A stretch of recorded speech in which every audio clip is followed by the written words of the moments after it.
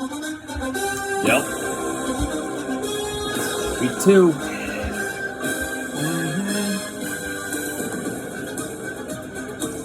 And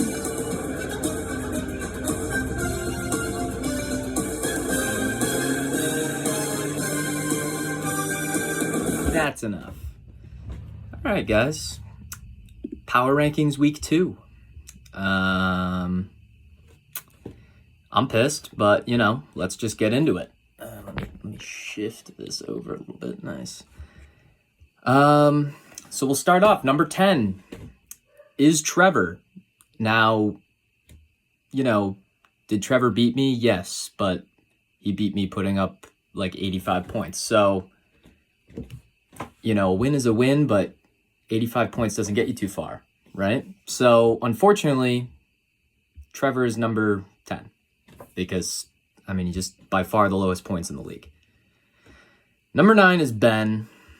Now, Ben is probably the only guy who's had worse injury luck right now than me. Because, I've lost some core guys, but Ben's, almost lost his entire team. So that's tough.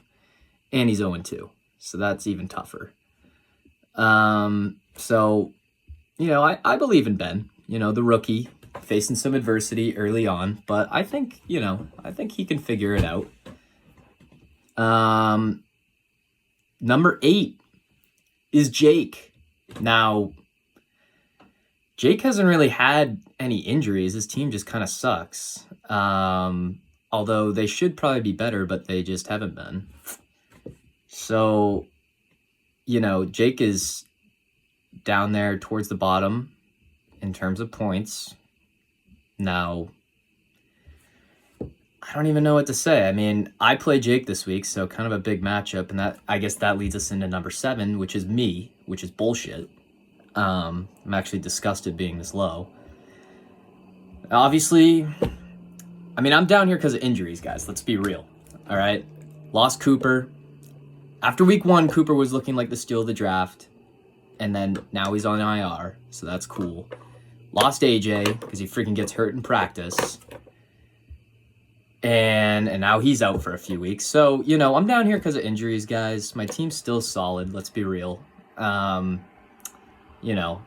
I put up like 80 points. But like I said, injuries. And nobody on my team scored a touchdown. That doesn't help. But, it friggin' is what it is. I'm certainly going to bounce back. If you think I'm not making playoffs, you're foolish. I am 1-1. So week 1 win against Gavin, that is definitely going to help because 0-2 in this scenario would be a lot worse. And that leads us into number 6, which is Gavin. Now, Gavin's probably going to be pissed. He's going to be like, I should be number 1. I'm the best. Because, Gavin has a bad week and he wants to quit. And then he has a good week and he's like, I'm the best. The reality is, he had a good week for sure. He also had a horrible week 1. So, right now that's a 50% success rate. Gavin will move up if he has another week like last week. He'll move up significantly higher probably. But 1 week, not quite enough. You jump from 10 to 6. That's a pretty big jump. So yeah, Gavin's number 6. Number 5 is Connor. Connor, I think, is the only person who didn't move.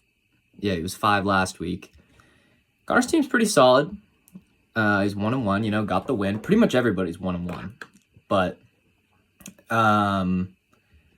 yeah, Connor, kind of indifferent. He's not going to drop, but he also can't really move above anybody else. So, but Connor's team's solid.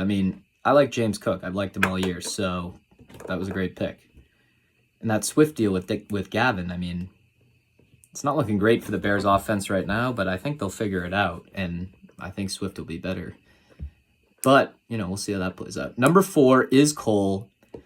Cole's team is good, but especially it's good, and Jamar sucks, which is crazy. But, let's say Jamar figures it out, then Cole's team is actually really good. So, I think Cole's in a pretty good spot.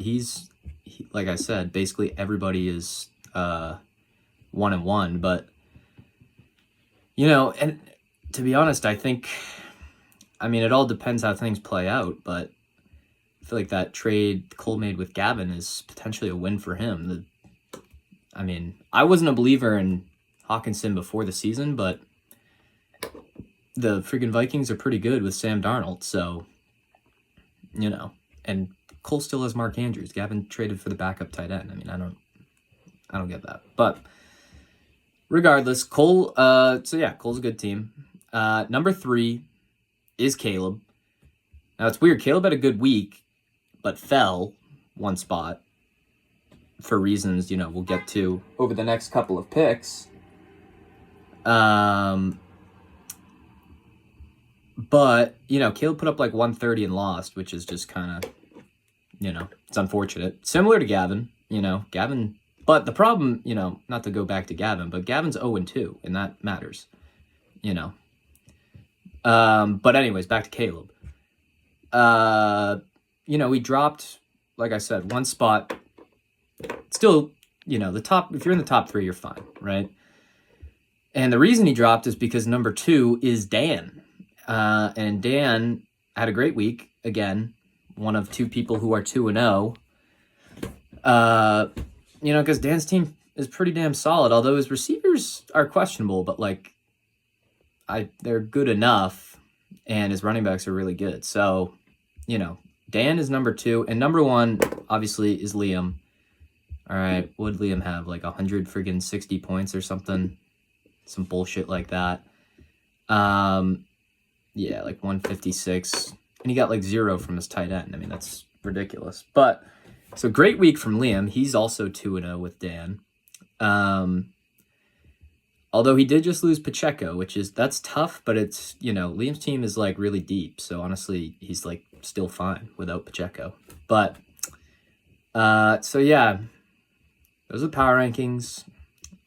Am I pissed I'm number 7? Yeah, I don't know if I've ever been this low before. But I mean, you guys are silly if you don't think we're going to fight and we're going to bounce back and we're going to tread water till we get our guys back. So, you know, week 2 power rankings are in the book. This week, telling you, this week, we are going to make the commissioner's picks. I lied last week. I said I was going to make them. I didn't. This week, they will be happening. But yeah, guys.